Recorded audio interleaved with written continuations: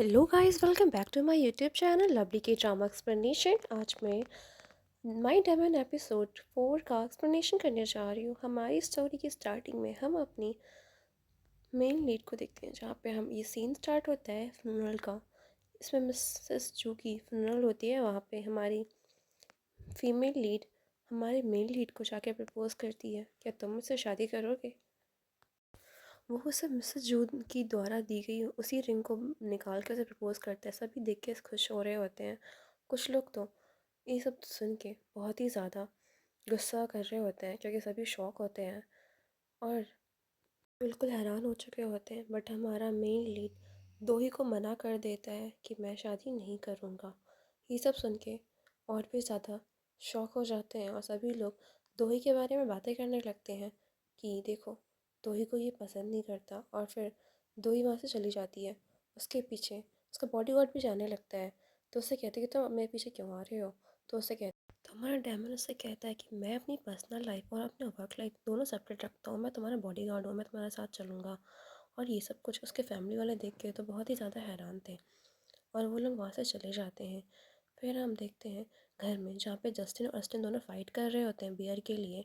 फिर वहाँ पे वो लोग आवाज़ सुन के नीचे मेज के नीचे छिप जाते हैं। तभी वहाँ पे उसकी मॉम आ जाती है और बहुत ही गुस्से में होती है और चिल्लाने लगती, कहती है कि वो क्या कर रही है, वो जानबूझकर कर रही है ना, वो कैसे शादी कर सकती है, उसने प्रपोज़ कर दिया हम सबके सामने।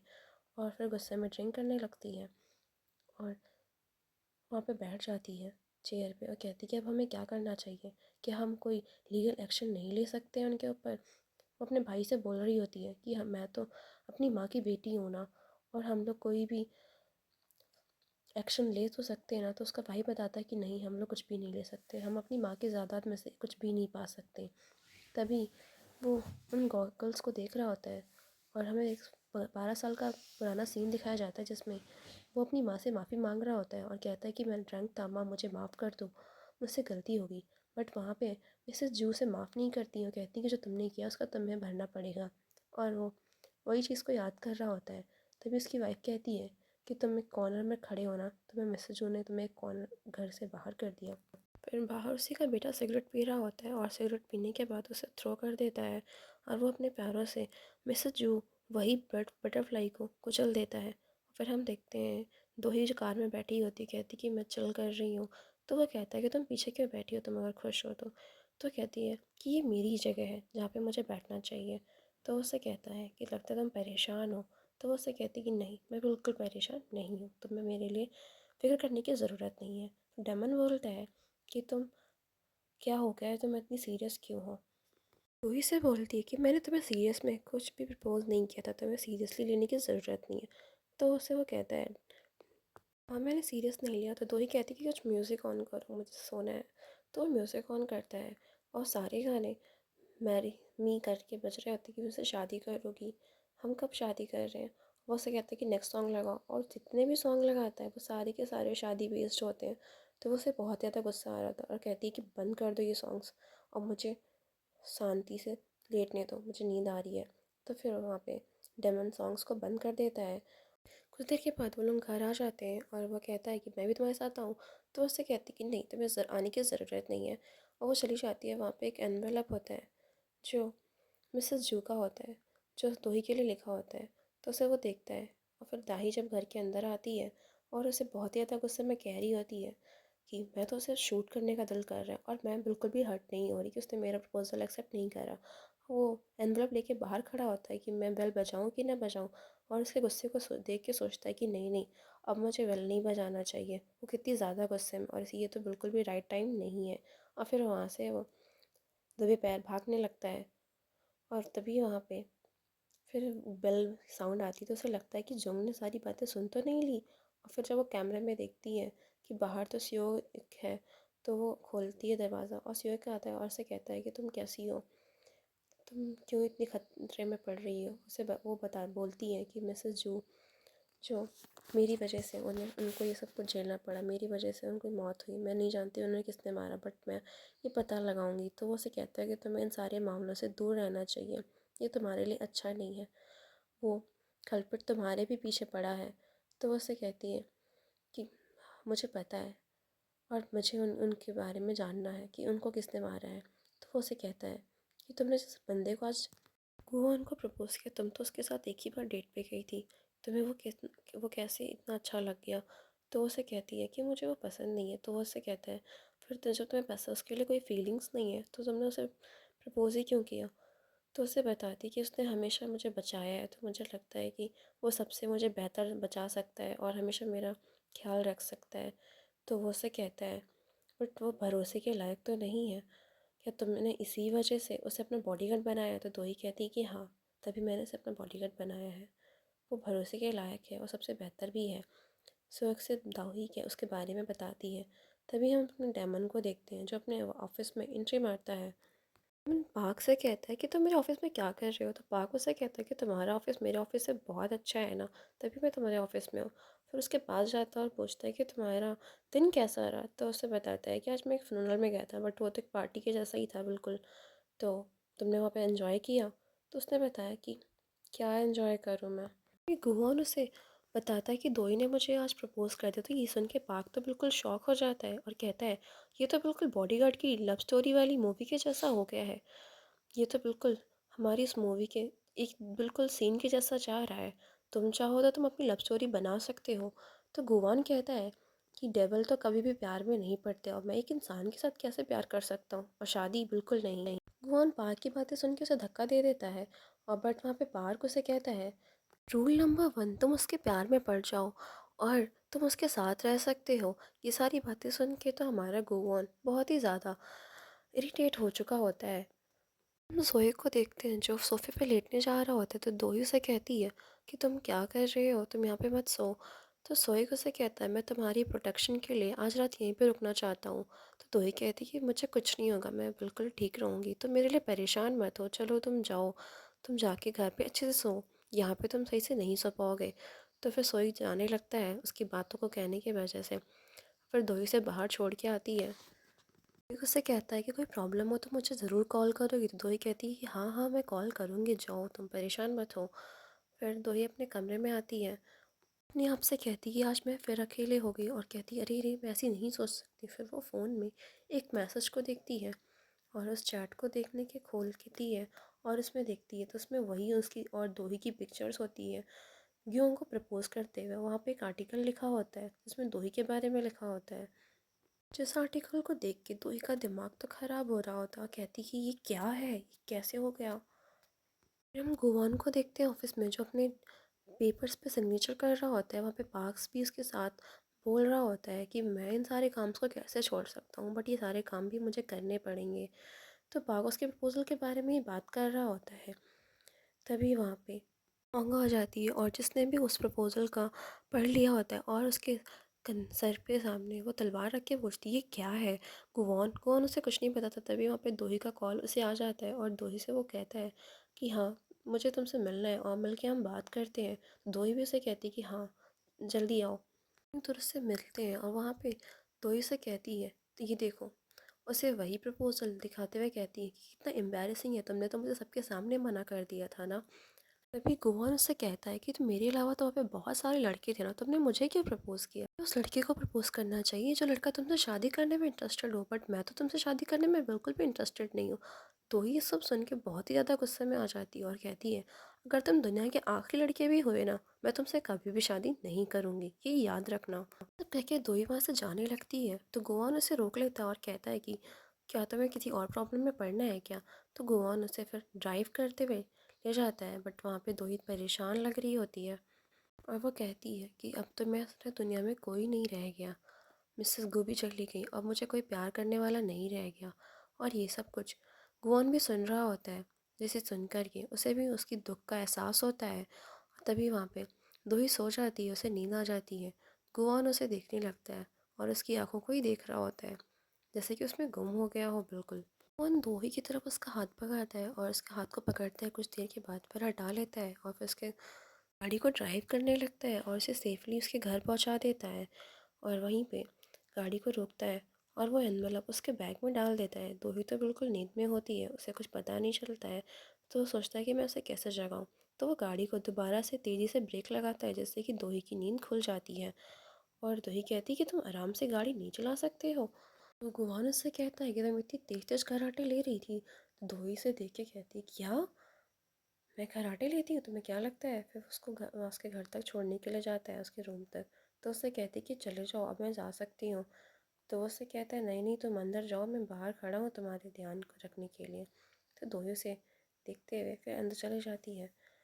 दोही को उसके बैग में मैडम जो का लेटर मिलता है, और जिसे देख के वो बहुत ही ज़्यादा इमोशनल हो जाती है। इसमें मैडम जो ने लिखा होता है, माई डियर दोही, तुम अपना ख्याल रखना, मैं तुम्हारे पास ही हूँ, तुम्हें हमेशा एहसास रहना। तुम्हें ये पढ़ते हुए तुम्हें आंसू तो आएंगे, बट ये मत सोचना कि मैं तुम्हारे साथ नहीं हूँ, मैं तुम्हारे साथ हमेशा रहूँगी, ये याद रखना।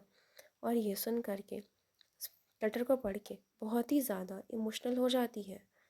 हम दोही को मैडम जो के घर पे देखते हैं, और जो पोस्टमार्टम के लिए बोल रही होती है उन सबसे, फैमिली वालों से। बट वहाँ पे तो सुहाना उसके चेहरे पे थप्पड़ ही मार देती है और कहती कि हमें पोस्टमार्टम कराने की कोई ज़रूरत नहीं है। तभी हम देखते हैं मैडम जू का फ्यूनरल हो चुका होता है और सभी उनके फ्यूनरल में होते हैं, और दोही बहुत ही ज़्यादा इमोशनल होती है। वहाँ पे दोही मिस जू के ग्रेव के पास जाके बियर पीती है और उनसे कह रही होती है कि मैं आपके कल्प्रिट्स को पकड़ लूँगी मैडम जूही, और मैं अपनी लाइफ को अच्छे से जीऊँगी, जो कुछ सब कुछ। गुआन भी सुन रहा होता है और उसके इमोशंस को समझ रहा होता है, क्योंकि दोही बहुत ही ज़्यादा दुखी होती है। और हमें वहाँ पे मैडम जू की वो तस्वीर दिखाई जाती है। फिर वहाँ से वो जाने लगते हैं। फिर तभी हम उन लोगों को भी देखते हैं जो सारे गुंडे होते हैं, जो अपनी बॉस के funeral पे आए होते हैं और उनसे कह रहे होते हैं कि मैं आपके कल्प्रिट को ज़िंदा नहीं छोड़ूंगा, जो कि गुआन ही होता है। और वो लोग गुआन को मारने की बात कर रहे होते हैं, और वहाँ पे अपने बॉस के लिए, उनके लिए वो बहुत ज़्यादा दुखी होते हैं। फिर हमें पास्ट का सीन दिखाया जाता है जिसमें गुआन एक इंसान होता है और विलेज के सभी लोग उसे बहुत ही ज़्यादा पसंद करते हैं, वो बहुत अच्छा इंसान होता है। बट गुआन की आंखें खुलती हैं और उसे कहता है पाक से कि मैंने आज वही सपना देखा, बट मुझे अपना नाम नहीं पता चला कि मेरा नाम क्या है, और मैं इससे अपनी फैमिली को भी नहीं जान पाया। भगवान से कहता है बिना पावर के तुम भी मेरी तरह इंसान ही तो हो, अब तुम भी मेरी तरह बहुत ही जल्दी बूढ़े हो जाओगे। तो ये गुवान सुनने के बाद थोड़ा शॉक हो जाता है। पाक उसे मिरर दिखाता है कि देखो तुम्हारे चेहरे पे रिंकल्स आने लग गए हैं। और ये सुन के बहुत ही ज़्यादा घबरा जाता है और कहता है कि मैं तुम्हारी तरह बिल्कुल भी बूढ़ा नहीं हो सकता हूँ। और फिर तुरंत ही वो दोही को कॉल करता है। फिर हम दोही को और उसके साथ देखते हैं कि वो दोनों ऑफिस के लिए जा रहे होते हैं। भुवन दोही का हाथ मांगता है, पर दोही उसे हाथ देने से मना कर देती है और उसे कहती है कि हम पब्लिक में हैं, और पब्लिक में मैं तुम्हें अपना हाथ बिल्कुल भी नहीं दे सकती हूँ, लोग क्या सोचेंगे। तुम्हें कुछ अंदाज़ा भी है कितना एम्बैरसिंग है मेरे लिए। तो भुवन उसे कहता है कि मैं तुम्हारा हाथ लिए बिना अपनी पावर का इस्तेमाल नहीं कर सकता, और मैं तुम्हारा हाथ नहीं पकड़ूंगा और मेरे पास मेरी पावर वापस नहीं आएगी, तो मैं बहुत ही जल्दी बूढ़ा हो जाऊंगा। ये सुनने के बाद दोही तो से बहुत ही ज़्यादा चिढ़ गुस्से की तरफ से देखने लगती है और कहती है कि तुम भूल जाओ, मैं तुम्हें अपना हाथ नहीं देने वाली हूँ। फिर हम सभी को ऑफिस में देखते हैं जो उसी न्यूज़ के बारे में गॉसिप कर रहे होते हैं कि गुवान और हमारी जो सीईओ है दोही ने प्रपोज किया है। इन्हीं सारी बातों पे बातें कर रहे होते हैं। तभी वहाँ पे गुवान और दोही आ जाते हैं ऑफिस में। गुवान दोही का हाथ पकड़ने की कोशिश करता है, बट दोही अपना हाथ आगे कर लेती है और उसका हाथ नहीं पकड़ पाता है। वो लोग एलिवेटर से ऑफिस के लिए जा रहे होते हैं। तभी गुवान स्क्रीन पर एक आदमी को देखता है जो यंग से बूढ़ा होता जा रहा होता है। इसको देख के वो बिल्कुल शॉक हो जाता है, नहीं नहीं, मैं बिल्कुल भी ऐसा नहीं हो सकता हूँ। और दाई भी ये सब देख रही होती है। तभी वो लोग ऑफिस में आ जाते हैं। दो ही मिसेस सिंह के पास जाती है, उसे कहती है कि जिससे मेरी पहले ब्लाइंड डेट थी ना, उसके साथ फिर से फिक्स्ड कर दो। तो वो लोग फिर ऑफिस में आ जाते हैं, जहाँ पे दो ही उसी ड्रग्स के बारे में बातें कर रही होती है, और उन्हें वो फुटेज भी नहीं मिलता कि वो ड्रग्स किसने चेंज किया है। तो वो उसे कहता है कि ये सब कुछ मैं फाइंड आउट कर सकता हूँ, बट इसके लिए मुझे मेरी पावर की ज़रूरत होगी। तो वो उसे कहती है कि ठीक है। कल्प्रिट को पकड़ने के लिए वो दोही का हाथ पकड़ता है और वो स्टोर रूम की जगह पे पहुंच जाता है।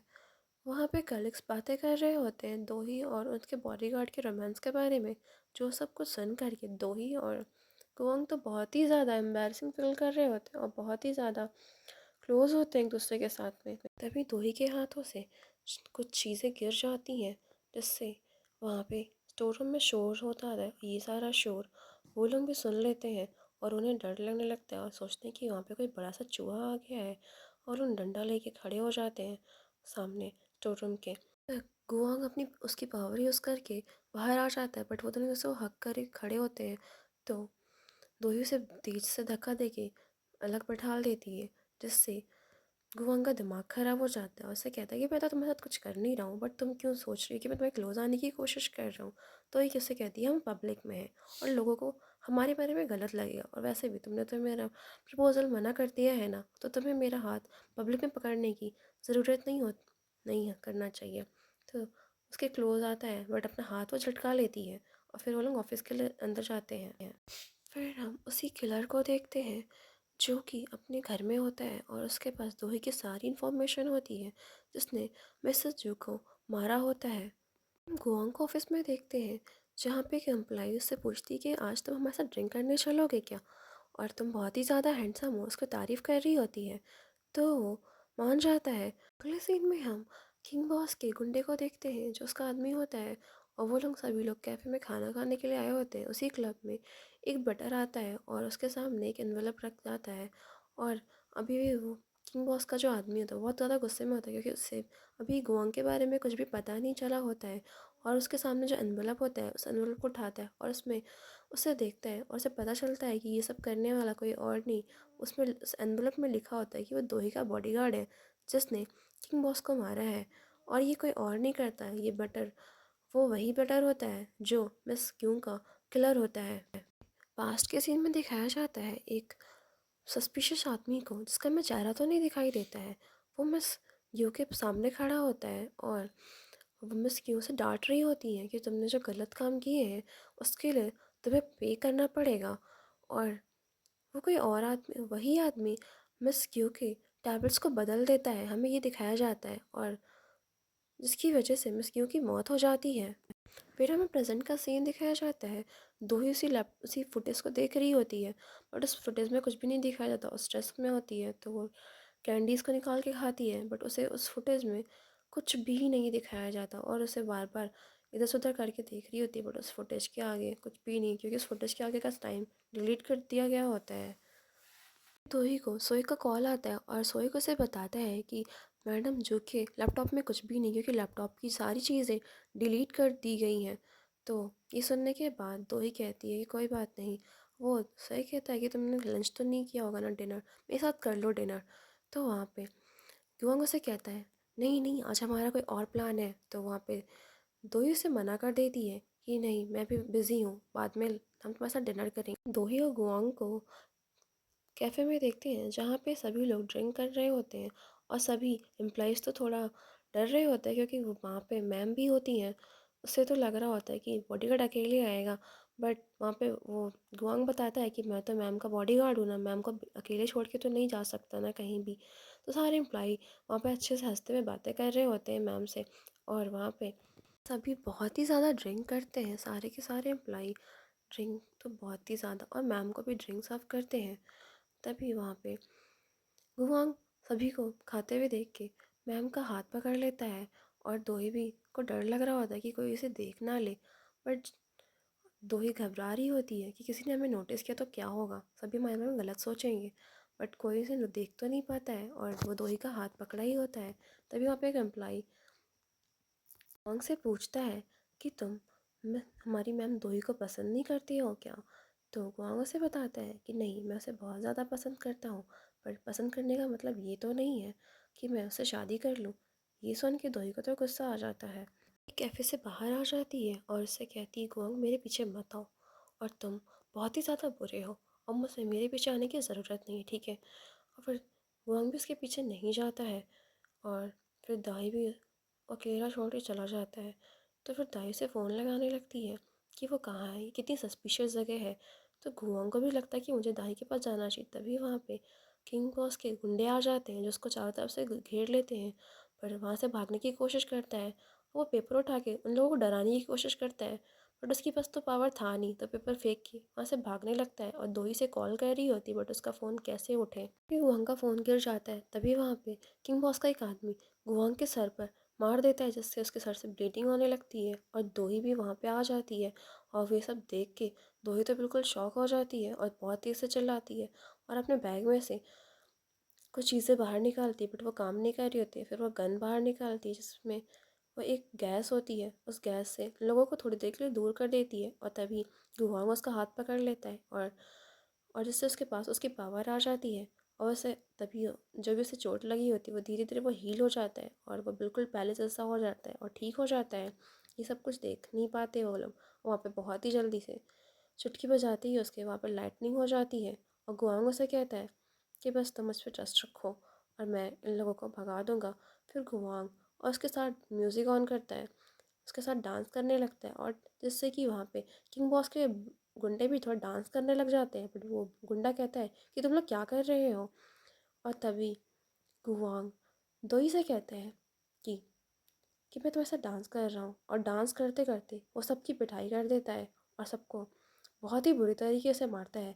और ये डांस तो देखने वाला होता है जिसमें दोही की मूवमेंट से वो सभी गुंडों को लोगों को मार देता है और सारे के सारे भागने लगते हैं।